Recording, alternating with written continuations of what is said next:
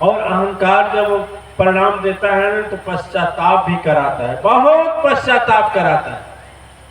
एक सुदर्शन जी महाराज हैं, आचार्य जी, आप लोग जानते होंगे, तो हमारे अमृतत्वात्मा व्यास जी के बाद वो द्वितीय पद पर हैं, श्रेष्ठाचार्य के पद पर। उनके एक मित्र थे, डिग्री कॉलेज के प्रोफेसर। उनका लड़का उनसे बोला कि गुरुजी, उनका लड़का उनसे बोला कि पिताजी हमको मोटरसाइकिल चाहिए। एक ही लड़का था, बड़े अहंकार बस बोले तुमको कम किए क्या चाहिए तुमको, मोटरसाइकिल देंगे, हम भाग यहां से। लड़का घर से निकल गया। 4 दिन बीत गया। बाप की क्या स्थिति होगी? मेरे पास आए, रोने लगे, कहे गुरुजी किसी तरह से मेरे बच्चा को क्या करिए, बुला दीजिए। हमने कहा क्यों? आप तो प्रोफेसर साहब है ना, लेक्चरर हैं, और लड़का अपने आप बराबर हो गया। प्रेम से डांटना कुछ और होता है, घमंड से डांटना कुछ और होता है।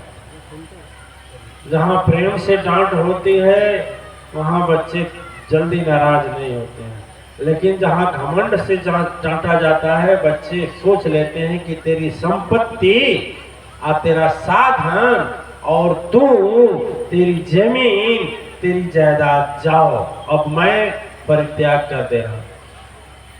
एक अभिमान हृदय में आ जाता है तो बेटा भी बाप को छोड़ देता है, नहीं छोड़ देता है? बोलिए ना।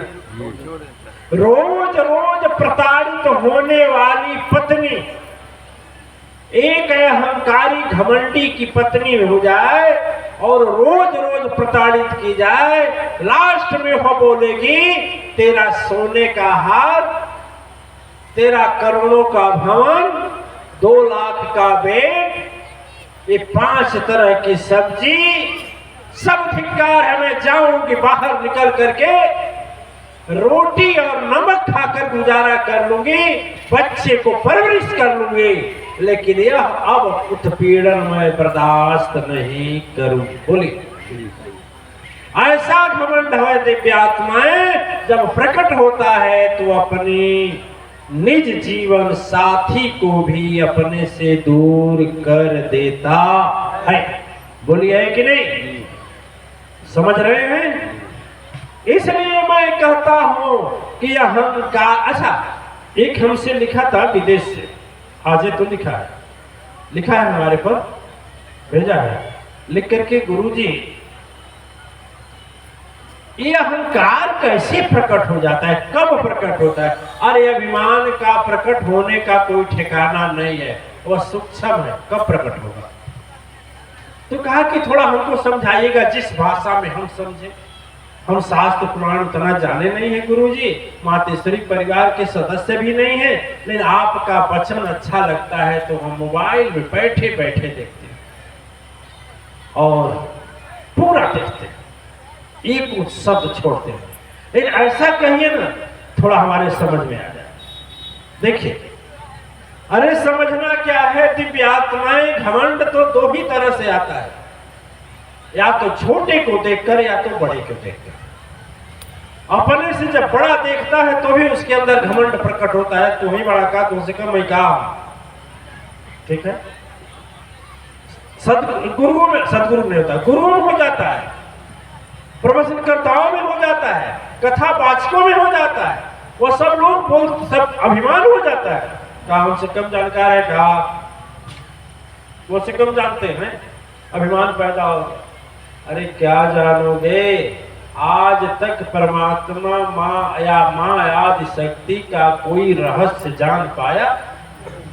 अरे एक नहीं करोड़ों सरस्वती की शब्द यदि ला दिया जाए तो भी उस परम शक्ति सत्ता परमात्मा का पूर्ण रूप से वर्णन नहीं किया जा सकता है। तो तुम क्या जानोगे?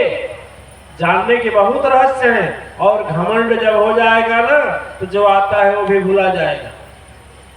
वक्ताओं देख लेना, कभी अभिमान करके बोलने के लिए मंच पर जाना, मैं दावा करता हूं तुम्हारा याद भी तुमको भुला जाएगा, क्योंकि याद करने की शक्ति देने वाला हमेशा देखता है कि किसके हृदय में अभिमान है, किसके हृदय में नहीं।